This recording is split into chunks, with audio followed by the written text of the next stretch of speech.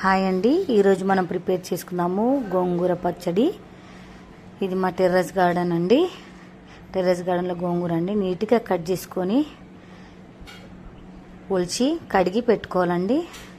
ఒక డేక్సీలో వేసేసి అది గ్యాస్ మీద కొంచెం వాటర్ వేసి మూత పెట్టేసి హై ఫ్లేమ్లో పెట్టేస్తే ఆ నిండుగా ఉన్న గోంగూర మొత్తం తగ్గిపోతుందండి, దగ్గరికి అవుతుంది. అది నీట్గా కలుపుకున్న తర్వాత దాని లోపల రుచికి తగ్గ పచ్చిమిర్చి, గోంగూర పుల్లగా ఉంటుంది కాబట్టి దాని లోపల పచ్చిమిర్చి ఎక్కువనే పడుతుందండి. పచ్చిమిర్చి యాడ్ చేసుకోవాలి. యాడ్ చేసుకున్న తర్వాత నీట్గా కలుపుకోవాలి.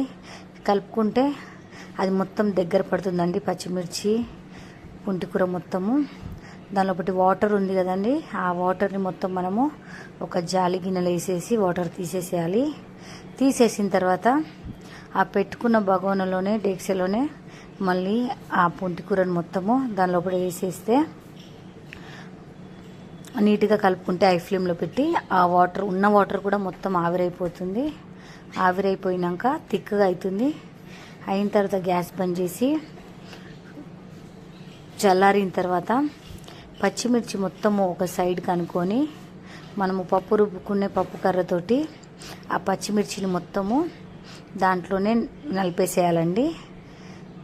పుంటికూర ఇలా దంచుకుంటేనే బాగుంటుందండి. రోలు ఉన్న వాళ్ళు రోట్లో దంచుకోండి, లేదు అనుకున్న వాళ్ళు ఇలాగే ఎందులో అయితే ఉడకపెట్టుకున్నామో దాంట్లోనే ఆ పచ్చిమిర్చి మొత్తం దంచేసుకుంటే థిక్ పేస్ట్ అవుతుందండి. దాంట్లోనే 2 వెల్లుల్లి గడ్డలు వేసేసుకోవాలి. విడివిడిగా చేసుకొని పొట్టుతో సహా వేసేసిన నేను నీట్గా. అందులోనే వెల్లుల్లి దంచేసుకున్న తర్వాత కొంచెం సాల్ట్, టేస్ట్కి తగ్గ సాల్ట్ యాడ్ చేసుకోవాలి. యాడ్ చేసుకున్న తర్వాత మళ్ళీ కొద్దిసేపు అక్కడ కచ్చా పచ్చగా ఉన్న పచ్చిమిర్చి, వెల్లిపాయలను కూడా నీట్గా కలిపేసుకుంటే మంచిగా పేస్ట్ రెడీ అయిపోతుంది. పక్కన ఒక సైడ్కి గ్యాస్ ఆన్ చేసుకొని ఒక ప్యాన్ పెట్టుకొని దానిలో ఆయిల్ యాడ్ చేసుకోవాలి. ఆయిల్ హీట్ అయిన తర్వాత ఆవాలు, జీలకర్ర, దాంట్లోనే ఎండుమిర్చి ఎర్రగా వేగితే చాలా బాగుంటుందని అన్నంలో కూడా తినడానికి. వేగిన తర్వాత దాంట్లో సన్నగా తరిగిన 2 ఉల్లిగడ్డలండి.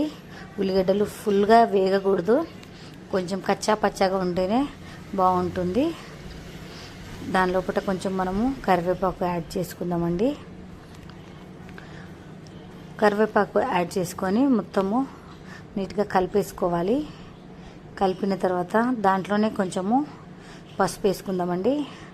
పసుపు వేసుకుంటే ఏంటంటే ఆ పుంటికూర యొక్క పచ్చి వాసన మనకు తెలియదండి. పసుపు వేసుకొని ఆ రుబ్బి పెట్టుకున్న పుంటికూర మొత్తము దాని లోపల యాడ్ చేసేసేయాలి. యాడ్ చేసేసి హై ఫ్లేమ్లోనే అది మొత్తము ఉడకపెట్టాలండి.